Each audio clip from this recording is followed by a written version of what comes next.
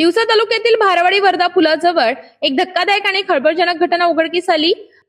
IRB कंपनीच्या truck ले bypass परिसरात चाकूने भोसकून एका व्यक्तीची निर्घृण हत्या करण्यात आल्याने संपूर्ण परिसरात भीतीचे वातावरण निर्माण झाले आहे।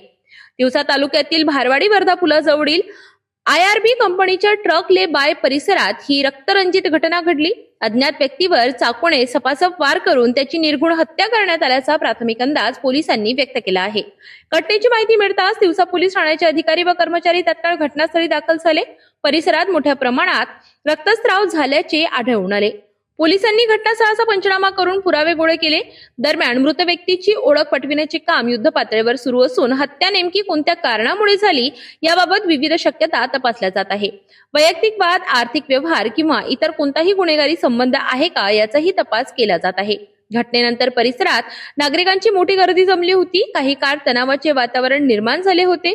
पोलिसांनी तात्काळ परिस्थिती नियंत्रणात आणत नागरिकांना पांगवले। परिसरातील सीसीटीव्ही फुटेजही तपासणी सुरू असून लवकरच आरोपींचा माग काढण्यात येईल असा विश्वास पोलिसांकडून व्यक्त केला आहे।